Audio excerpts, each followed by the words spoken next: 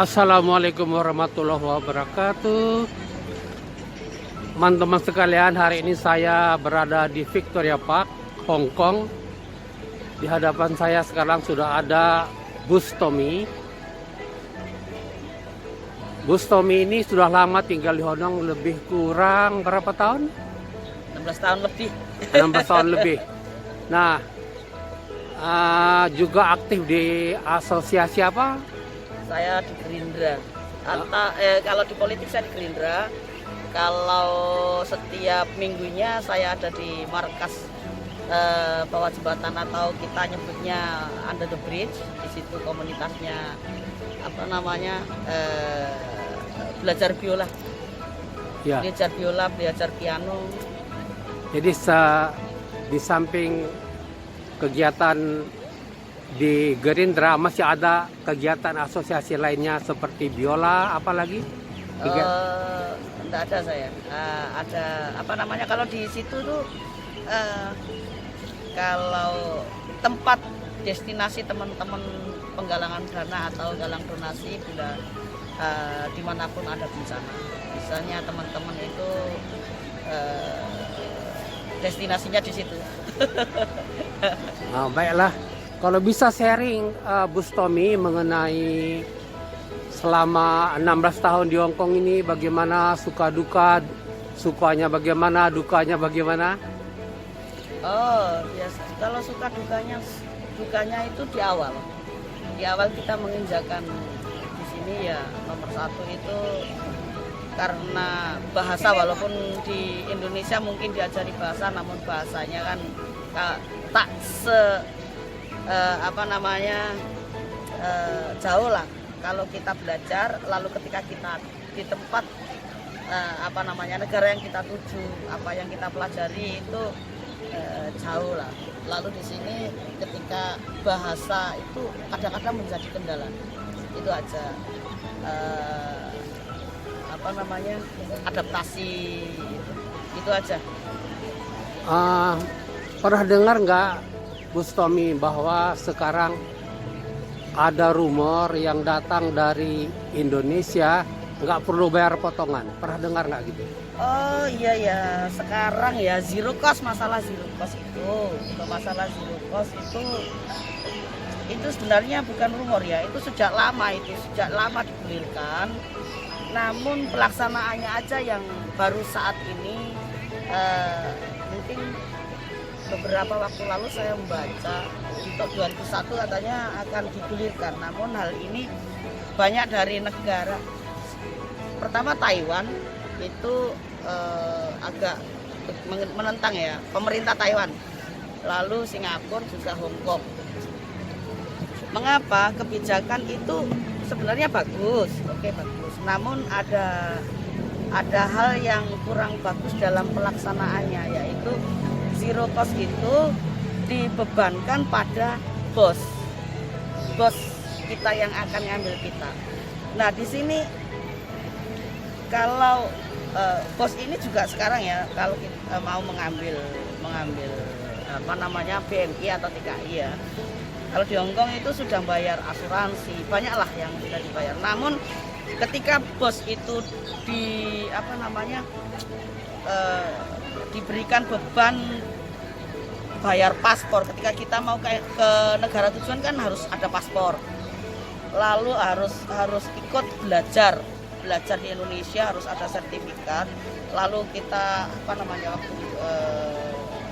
sekolah di PT itu loh. Kalau hal itu kan harusnya, kalau memang mau zero cost, itu harusnya itu menjadi tanggung jawab pemerintah. Kenapa? Kita sekolah atau kita waktu itu di PT ya. Kenapa ini nggak menjadi tanggung jawab setiap daerah, setiap kepala daerah? Kan ada bagian ketenagakerjaan. Di sana pasti ada tempat-tempat kantor-kantor itu lah. Kayak saya dari Jombang, saya dari kantor Depnakernya itu, Departemen Tenaga Kerjanya yang ada di Jombang itu luas, tempatnya itu luas. Kenapa itu nggak dijadikan tempat teman-teman untuk tempat BLK maksud saya, BLK. Penampungan sebelum berangkat. Penampungan sebelum berangkat kan belajar bahasa, belajar masak atau apalah. Nah di situ kan kita belajar. Nah kenapa nggak ditampung di situ? Kalaupun nggak ditampung untuk tidur di situ kan pulang. Sekarang kan ditanggung daerah masing-masing kan. Nah di situ teman-teman belajar siang kayak sekolah itu siang pagi atau siang belajar lalu pulang. Itu kan nggak makan kos banyak untuk tidur untuk makan. Harusnya seperti itulah. Sekarang kalau dari mulai BLK-nya ditanggung majikan, lalu paspornya ya. Kalau paspor ditanggung majikan itu kan aneh. Mengapa aneh? Kita mau kerja itu kan paspor itu kan menjadi kewajiban bagi pencari kerja. Ya sama juga dengan KTP lah. Betul. Nah kalau itu juga dibebankan kepada bos itu kan enggak masuk akal.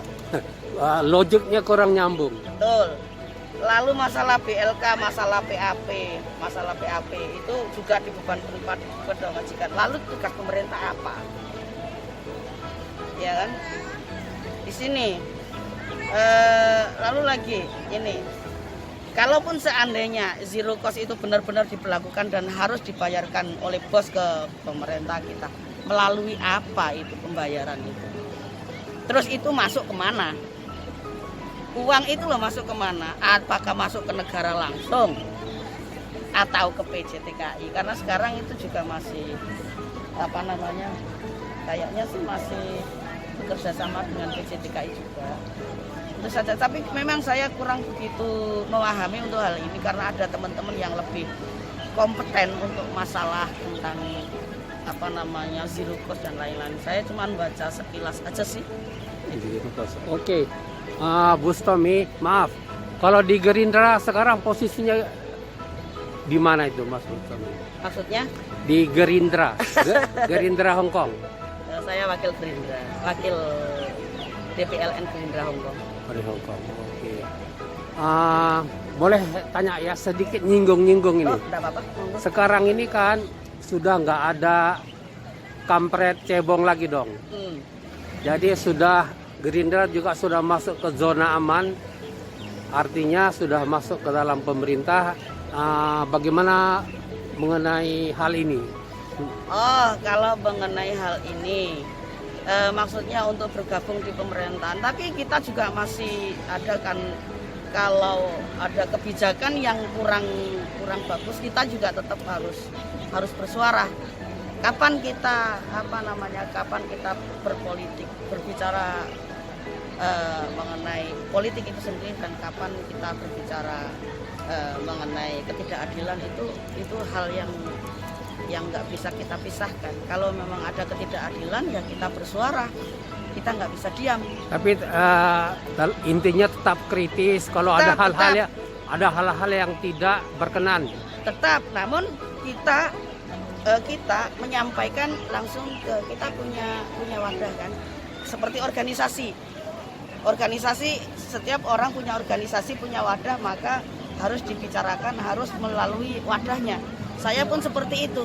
Saya berbicara kalau ada yang tidak adil, kalau ada ketimpangan, karena saya punya wadah di partai, saya saya suarakan melalui partai. Seperti zero cost, masalah zero cost ini, atau seperti teman-teman ada permasalahan, langsung kita sampaikan ke DPP. Gitu. Enaknya kita berpartai kalau di luar negeri itu nggak pakai cabang, lalu itu kan kita langsung ke pusat, bisa langsung nembus pusat. Itu enaknya, itu enaknya di situ. Kita langsung bisa menembus ke pusat. Jadi enaknya agak lebih langsung dan lebih bisa didengar. Bustomi, kegiatan yang kayaknya mendesak untuk BMI di Hong Kong, apakah dalam hal-hal hari-hari besar Indonesia, Hari Kartini, atau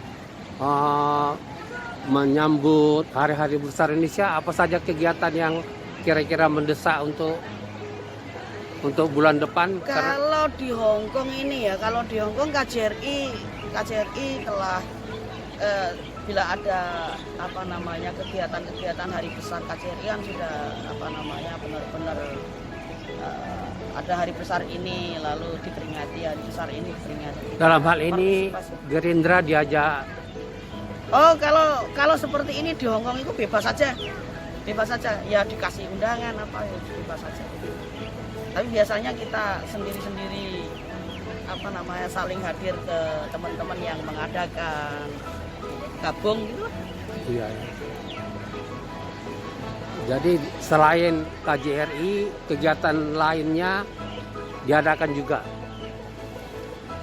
Kalau saya di sini banyak sih. Kalau saya di sini itu gini, saya walaupun berpartai, namun tetap masih menjamin silaturahmi. Ada apa, ada hal yang memang butuh kita harus bersama, seperti ada teman yang sakit, lalu ada masalah-masalah yang sangat membutuhkan kita harus duduk bersama berbicara, kita duduk bersama dan berbicara.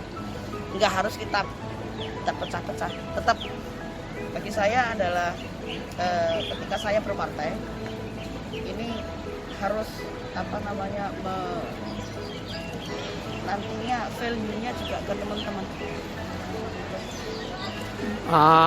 Bustomi, untuk pesan-pesan 16 tahun untuk pendatang baru BMI dari Indonesia, bagaimana menghadapi masyarakat Hong Kong ini, bagaimana menyikapi majikan, ada pesan-pesannya? Oh iya, kini untuk teman-teman, bagi teman-teman pemula atau yang belum pernah ke sini atau yang pernah keluar negeri tapi di luar Hong Kong, nomor satu ya, jangan pernah merasa pinter. Kalau Anda punya punya skill atau punya kemampuan, yang Anda hanya bisa adalah ketika Anda berbahasa, itu saja. Lainnya semuanya harus belajar dari nol. Nomor satu adalah jangan pernah keminter. Lalu kita bekerja itu by order bos kita, bukan mau kita sendiri. Kita bisa bekerja seperti ini, jangan seperti itu. By order, tanyakan, jangan sok tahu. Itu nomor satu. Lalu jangan sedikit-sedikit mengeluh, karena di Hong Kong bos itu kerjanya cepat. Dia hanya mengajari cuma satu kali, berbicaranya hanya satu kali, dia nggak suka berbicara bolak-balik. Itu lebih baik kita bertanya kalau nggak ngerti, jangan sampai ngomong iya tapi kita nggak tahu. Itu kebanyakan teman-teman ya. Lalu ada lagi, jangan sedikit-sedikit Anda curhat kepada orang lain. Umpamanya tidak bisa pakai HP, Anda mengeluh. Di sini Hong Kong ini seperti itu biasanya. Jangan nggak bisa pegang HP, Anda mengeluh. Lalu dimarahi bosnya sedikit sudah nangis. Itu ya. Di sini bos itu kebanyakan memang mulutnya itu tajam, tapi selesai ya sudah. Kalau orang Indonesia tidak, dimarahi, dimasukkan hati, akhirnya kurus, tidak doyan makan. Itu yang harus teman-teman yang baru pertama kali kerja di Hong Kong. Yang paling banyak itu sudah pernah ke Taiwan, sudah pernah ke Singapura, lalu datang ke Hong Kong kaget. Karena ritme bekerjanya orang Taiwan sama orang Hong Kong beda. Orang Hong Kong itu cenderung keras, cepat, inginnya kerja seperti itu. Yang terpenting adalah Anda kalau punya kemampuan atau punya pengalaman dari luar, yang Anda bawa hanya bahasa, yang lainnya sampean harus belajar lagi. Iya, demikianlah tadi teman-teman baik yang di Hong Kong maupun di tanah air, di Taiwan, di Malaysia, di Brunei, di Korea, di Saudi Arabia, dan di tempat lain-lainnya. Bincang-bincang kita dengan Bustomi, Wakil Ketua Gerindra Cabang Hong Kong. Ada lagi yang mau ditambahkan yang paling penting? Yang paling penting ini untuk pemerintah. Oke. Untuk pemerintah mohon diperhatikan lagi mengenai zero cost, mohon dibicarakan lagi. Kalau ada KJRI Hong Kong, mohon juga KJRI Hong Kong serta Kementerian Tenaga Kerja juga pemerintah Hong Kong duduk bersama bagaimana enaknya. Lalu di negara lain juga seperti itu. Janganlah kebijakan itu sepihak saja. Karena di sini, di Hong Kong ini kita tahulah dari mulai perlindungannya luar biasa. Itu yang harus. Kalau dibandingkan dengan negara lain, Hong Kong Kayaknya Hong Kong itu apakah se-Asia Tenggara apa se-Asia Selatan ya terbaik untuk perlindungannya. Itu memang Hong Kong memang seperti itu. Ya. Mengenai perlindungan. ya demikianlah tadi teman-teman sekalian warga BMI di seluruh dunia. Semoga bincang-bincang kita dengan Bustomi, Wakil Ketua Gerindra Cabang Hong Kong. Wassalamualaikum warahmatullahi wabarakatuh. Assalamualaikum.